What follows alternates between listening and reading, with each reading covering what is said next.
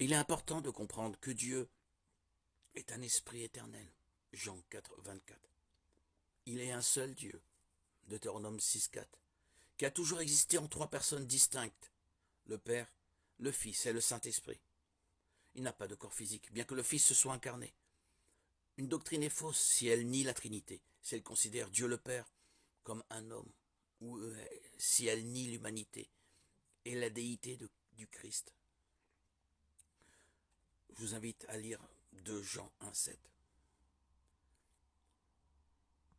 Le fait que la face de Dieu nous sourit est une expression de sa bénédiction, de son amour et de sa faveur.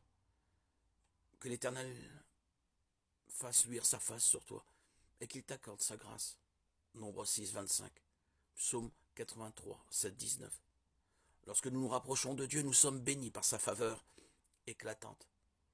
Nous ne le poursuivons pas uniquement pour lui donner une liste de désirs et de besoins, car nous savons que Dieu sait déjà ce dont nous avons besoin.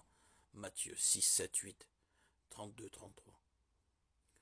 Nous avons confiance qu'il prendra soin de nous. Chercher la face de Dieu signifie désirer, connaître son caractère et vouloir sa présence plus que toute autre chose qu'il peut nous donner.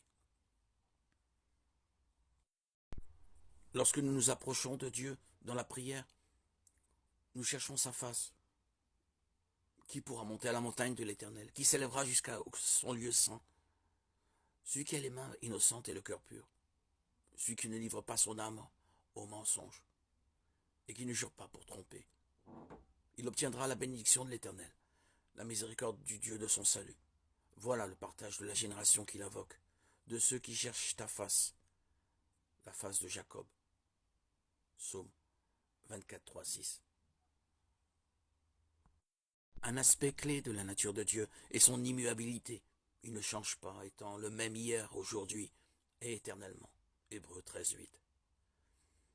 Il déclare carrément dans Malachie 3, 6, « Je suis l'Éternel, je ne change pas. » En raison de sa nature immuable, nous pouvons compter sur ses bénédictions.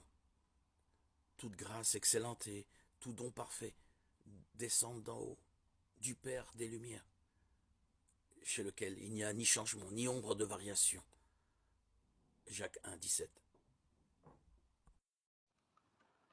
Jésus-Christ est tout prêt à nous affranchir du péché, mais il ne force pas notre volonté. Si en persistant dans la transgression, nous nous tournons complètement vers le mal, si nous ne désirons pas être affranchis, si nous ne voulons pas accepter sa grâce, que peut-il faire pour nous? Nous sommes condamnés nous-mêmes en rejetant obstinément son amour. Il nous exhorte en ces termes. Voici maintenant le temps favorable, voici maintenant le jour du salut. 2 Corinthiens 6, 2. Aujourd'hui, si vous entendez sa voix, n'endurcissez pas vos cœurs. Hébreux 3, 7, 8.